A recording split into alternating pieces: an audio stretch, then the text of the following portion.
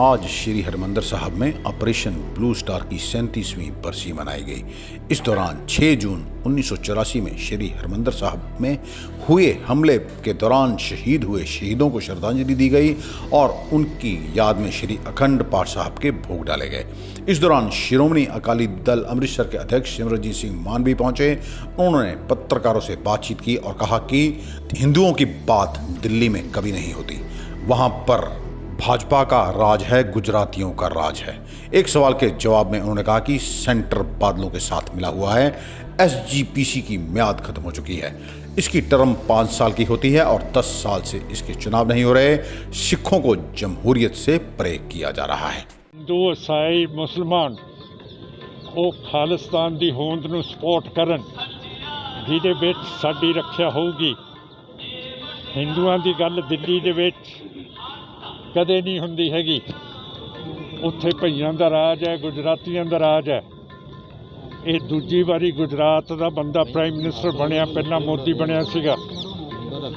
ਜਦੋਂ ਮੋਰਾਰਜੀ ਦੇਸਾਈ ਬਣਿਆ ਸੀਗਾ, ਉਹ ਦਰਬਾਰ ਸਾਹਿਬ ਆਇਆ ਸੀਗਾ।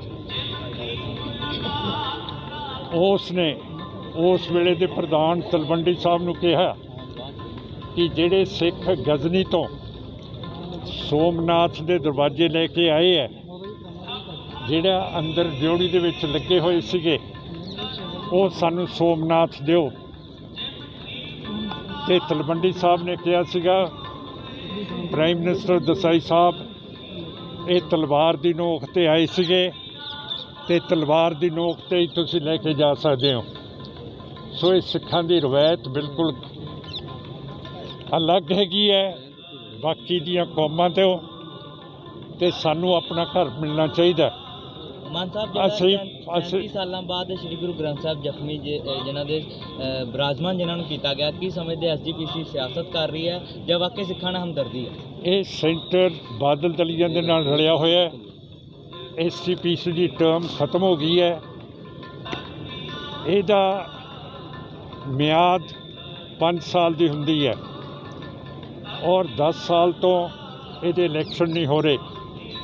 ਸਿੱਖ ਕੌਮ ਨੂੰ ਜਮਹੂਰੀਅਤ ਤੋਂ ਓਹਲੇ ਕੀਤਾ ਜਾ ਰਿਹਾ ਹੈ, ਜਿਹੜਾ ਕਿ ਅਸੀਂ ਸਿੱਖ ਜਮਹੂਰੀਅਤ ਪਸੰਦ ਲੋਕ ਹੈ, ਸਾਨੂੰ ਬਹੁਤ ਰੋਸ ਹੈ। ਇਸੇ ਕਰਕੇ ਇਸ ਐਸਜੀਪੀਸੀ ਨੇ 328 ਮਹਾਰਾਜ ਦੇ ਸਰੂਪ ਗਾਇਬ ਕਰਤੇ ਹੈ। ਬਰਗਾੜੀ ਦੇ ਵਿੱਚ ਸਰਸੇ ਸਾਧ ਦੇ ਨਾਲ ਰਲ ਕੇ ਗੁਰੂ ਗ੍ਰੰਥ ਸਾਹਿਬ ਦੇ ਸਰੀਰ ਨੂੰ ਗਲੀਆਂ ਦੇ ਵਿੱਚ ਤੇ ਗੰਦੀਆਂ ਨਾਲੀਆਂ ਦੇ ਵਿੱਚ ਰੋੜਿਆ। ਤੇ ਜਿਹੜੇ ਜੱਜ ਹਾਈ ਕੋਰਟ ਨੇ ਫੈਸਲਾ ਕੀਤਾ ਕਿ ਐਸਆਈਟੀ ਖਰਾਬ ਹੈ, ਉਹ ਨਹੀਂ ਚੱਲੂਗੀ, ਉਸ ਦੇ ਖਿਲਾਫ ਪਾਰਲੀਮੈਂਟ ਦੇ ਵਿੱਚ ਇੰਪੀਚਮੈਂਟ ਹੋਣੀ ਚਾਹੀਦੀ ਹੈ। ਇਹ ਜਿਹੜਾ ਜੱਜ ਹੈ, ਇਹ ਐਡਵੋਕੇਟ ਜਨਰਲ ਤੋਂ ਛੋਟਾ ਸੀ ਜਦੋਂ ਚੌਟਾਲਾ ਸਾਹਿਬ ਹਰਿਆਣੇ ਦੇ ਪ੍ਰਾਈਮ ਮਿਨਿਸਟਰ ਚੀਫ ਮਿਨਿਸਟਰ ਸੀਗੇ। ਚੌਟਾਲਿਆਂ ਦਾ ਤੇ ਬਾਦਲ ਦਾ ਬਹੁਤ ਅੱਛਾ ਰਿਸ਼ਤਾ ਹੈ ਤੇ ਬਾਦਲ ਤੇ ਚੌਟਾਲੇ ਨੇ ਰਲ ਕੇ ਆਪਣੇ ਜੱਜ ਤੋਂ ਇਹ ਫੈਸਲਾ ਸੁਣਾਇਆ। ਪਰ ਗਿਆਨੀ ਗੁਰਪ੍ਰੀਤ ਸਿੰਘ ਨੇ ਤੇ ਐਸਜੀਪੀਸੀ ਨੇ ਜੋ ਇਸ ਨੇ ਫੈਸਲਾ ਕੀਤਾ, ਉਹਦੇ ਖਿਲਾਫ ਕੋਈ ਨਿੰਦਿਆ ਨਹੀਂ ਕੀਤੀ ਹੈਗੀ। ਔਰ ਜਿਹੜੇ ਗੁਰੂ ਅਰਜਨ ਸਾਹਿਬ ਦੇ ਸ਼ਹੀਦੀ ਦਿਵਸ ਦੇ ਉੱਤੇ ਜਥੇ ਜਾਂਦੇ ਸੀਗੇ, ਪਾਕਿਸਤਾਨ ਨੇ ਅੱਜ ਦੀ ਘੜੀ ਉਹਨਾਂ ਨੂੰ ਬੰਦ ਕਰਤਾ। ਅਸੀਂ ਪਾਕਿਸਤਾਨ ਨੂੰ ਅਪੀਲ ਕਰਦੇ ਹਾਂ ਕਿ ਜਿਹੜੇ ਜਥਿਆਂ ਨੇ ਜਾਣਾ, ਜੇ ਉਹਨਾਂ ਨੇ ਕੋਵਿਡ ਵੈਕਸੀਨ ਦੇ ਟੀਕੇ ਲਗਵਾ ਲਏ ਹੈ, ਉਹਨਾਂ ਨੂੰ ਦਰਸ਼ਨ ਕਰਨ ਦੀ ਇਜਾਜ਼ਤ ਫਟਾਫਟ ਦਿੱਤੀ ਜਾਵੇ। ਅਰਦਾਸ ਦੇ ਵਿੱਚ ਨਿੱਤ ਆਪਾਂ ਕਹਿੰਦੇ ਹਾਂ ਕਿ ਜਿਹੜੇ ਗੁਰਦੁਆਰੇ ਪਾਕਿਸਤਾਨ 'ਚ ਰਹਿ ਗਏ ਹੈ, ਉਹਨਾਂ ਦੇ ਦਰਸ਼ਨ ਦੀਦਾਰ ਹੋਣ। ਕੋਈ ਜਥੇਦਾਰ ਇਹ ਜਿਹੜਾ ਹੱਕ ਹੈ, ਜਿਹੜੀ ਅਰਦਾਸ ਦੇ ਵਿੱਚ ਮੰਗ ਕਰਦੇ ਹੈ, ਅੱਜ ਇਸ ਨੂੰ ਕੋਈ ਵੀ ਇਹਦੇ ਪਿੱਛੇ ਨਹੀਂ ਖੜਦਾ। ਸੋ ਨਵੇਂ ਇਲੈਕਸ਼ਨ ਐਸਜੀਪੀਸੀ ਦੇ ਹੋਣੇ ਚਾਹੀਦੇ ਹੈ, ਨਹੀਂ ਤਾਂ ਹੋ ਸਕਦਾ ਕਿ ਸਿੱਖਾਂ ਨੂੰ ਕੁਛ ਕਰਨਾ ਪਵੇ ਇੰਟਰਨੈਸ਼ਨਲ ਪੱਧਰ ਦੇ ਉੱਤੇ। ਸੋ ਹੋਰ ਤੁਸੀਂ ਕੁਝ ਪੁੱਛਣਾ ਦੱਸ ਦਿਓ ਹੁਣ। ਅੱਜ ਮਾਨ ਸਾਹਿਬ, ਖਾਲਿਸਤਾਨ ਬਹੁਤ ਸਾਰੇ ਸਿੱਖ ਜਥੇਬੰਦੀਆਂ ਦੇ ਆਗੂਆਂ ਨੂੰ ਰਾਤ ਦਾ ਹੀ ਘਰਾਂ 'ਚ ਨਜ਼ਰਬੰਦ ਕਰ ਲਿੱਤਾ ਗਿਆ। ਸ਼੍ਰੀ ਅਕਾਲ ਤਖਤ ਸਾਹਿਬ ਤੇ ਨਹੀਂ ਆਉਣ ਦਿੱਤਾ ਜਾ ਰਿਹਾ। ਸੋਸ਼ਲ ਮੀਡੀਆ ਤੇ ਕਈ ਤਸਵੀਰਾਂ ਦੇਖਣ ਨੂੰ ਮਿਲੀਆਂ। ਇਹ ਫਿਰ ਇੰਡੀਆ ਦੀ ਹਿੰਦੂਤਵ ਸਰਕਾਰ ਸਾਡੇ ਉੱਤੇ ਜ਼ੁਲਮ ਕਰ ਰਹੀ ਹੈ। ਇੱਥੇ ਕਾਂਗਰਸ ਦੀ ਸਰਕਾਰ ਹੈ, ਉਸ ਨੇ ਬਲੂ ਸਟਾਰ ਕਰਾਇਆ ਸੀ। ਇਹ ਲੋਕਾਂ ਨੂੰ ਸਿੱਖ ਕੌਮ ਦੇ ਨਾਲ ਕੋਈ ਹਮਦਰਦੀ ਨਹੀਂ ਹੈ। उधर पंजाबी फिल्मों के कलाकार दीप सिद्धू भी इस मौके पर पहुंचे। उन्होंने पत्रकारों से बातचीत के दौरान कहा कि आज वह शहीदों को श्रद्धांजलि देने के लिए श्री हरमंदिर साहब में आए हैं। देखिए जी, आज जो 1984 में हुआ, जिस तरह सरकार ने उस टाइम हमारे पंजाब के ऊपर और हमारे उस जगह के ऊपर जो हमारा आत्मिक सोमा है ना, आके अटैक किया और हमारे जो यहाँ सिंह साहबान थे, यहाँ संत थे, उनको आपने देखा भी शहीद हो गए वो सब, है ना, अपने हक और हकूक और लोगों के हक और हकूक की बात करते हुए। सो उसी के लिए नतमस्तक होने आए हैं, श्री गुरु रामदास पातशाह के दरबार में नतमस्तक होने आए हैं जी।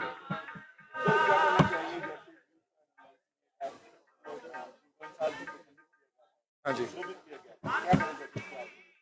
नहीं, गुरु ग्रंथ साहब की देखो, सरकार ने कितना समय तक अपना पुरजोर कोशिश की भी, जो उस टाइम सरकार ने हमारे ऊपर जुल्म किया, जबर किया, वो सामने ना आए। आज 37 साल बाद भी इतिहास अपने आप ये सच बोल रहा है और आप लोगों के सामने वो सब चीज़ें, वो सब घटनाएं और उन सब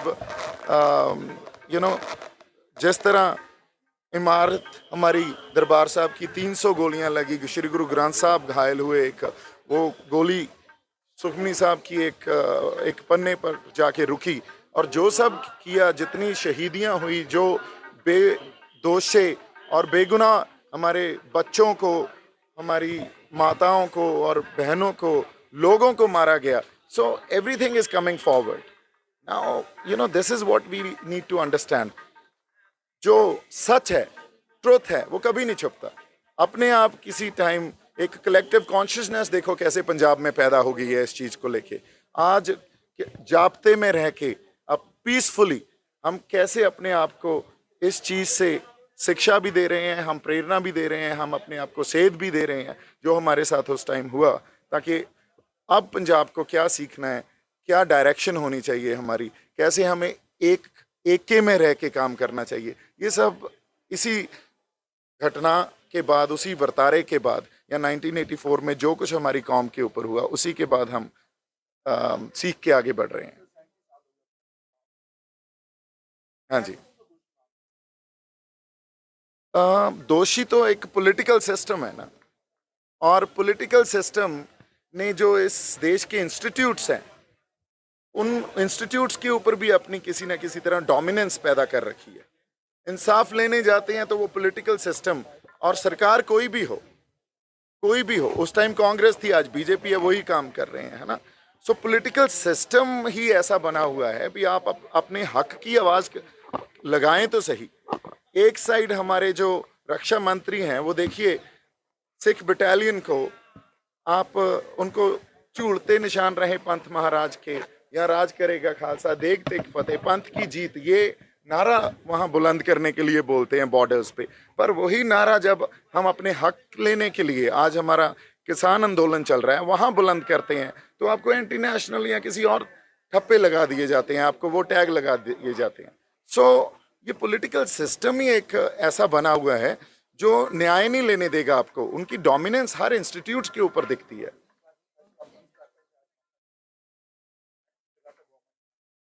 हाँ जी, देखिए बात ये है, मैंने आपको वही बोला ना, आप अपने हक की बात करें, आपको एंटी नेशनल बोलेंगे, आपको देशद्रोही बोलेंगे, आपको खालिस्तानी बोल देंगे। बात ये है भी किसी भी तरह की एस्पिरेशन, सुप्रीम कोर्ट ये बोलता है भी अगर पीसफुल एस्पिरेशन हो, चाहे वो खालिस्तान हो, उसको भी स्पेस होनी चाहिए इस डेमोक्रेसी में। और जो मैच्योर डेमोक्रेसीज होती हैं वो वाकई हर एस्पिरेशन को स्पेस देती हैं, पर अपने यहाँ अगर हम स्पेस नहीं दे रहे तो कोई ना कोई प्रॉब्लम हमारे रूलिंग क्लास में है, जो क्लास इस देश को रूल करती है उसमें है। नहीं, मैं फेडरल जो सिस्टम है या फेडरल एक ढांचा है जिसको खुद मुख्तियारी बोलते हैं, जो हमारे राज्य हैं, है ना, हमारे देश के जो सभी राज्य हैं, उनको ज़्यादा उनके अधिकार देने की बात करता हूं, क्योंकि उनके पास अगर प्रॉपर फेडरल सिस्टम नहीं होगा तो वो पॉलिसीज मेकिंग में कहीं ना कहीं प्रॉब्लम होती रहेगी, जो कि हो रही है। आज जो कृषि कानून नए बने हैं वो एक्चुअली में स्टेट सब्जेक्ट है। तो स्टेट सब्जेक्ट को सेंट्रल गवर्नमेंट अपने हाथ में लेके बना रही है, तो उसी से तनाव और टकराव पैदा हुआ है ना। सो जब तक हम अपने फेडरल सिस्टम के ऊपर वापस नहीं आएंगे और वो सब अधिकार जो स्टेट्स के पास होने चाहिए उनको नहीं देंगे, तो प्रॉब्लम बड़ी हमारी ग्रेव और सीरियस होती बनती रहेगी। हाँ जी, देखिए मैं आपको अभी क्लियर कर चुका हूँ। अगर सुप्रीम कोर्ट भी ये बोलता है भी पीसफुल एस्पिरेशन को स्पेस देनी चाहिए, तो पीसफुल एस्पिरेशन को स्पेस देना एक मैच्योर डेमोक्रेसी की यही खासियत होती है। अगर हम इन सब जो एक डेमोक्रेसी के पास एक कैरेक्टरिस्टिक्स होने चाहिए उनको नहीं समझेंगे, तो कहीं ना कहीं प्रॉब्लमैटिक एरियाज बनते जाएंगे अपने आप ही। देखो, एज अ सिख मैं मैसेज यही दूंगा, एक तो सिख कभी भी हिंसक नहीं हो सकता, सिख के मनों में, उनके दिलों में कभी हिंसा नहीं हो सकती। तो हम एक तो पीसफुल रहें, जाब्ते में रहें, और एक सांझीवालता, आपसी प्यार और सांझ का संदेश देते रहें, यही मैसेज है जी।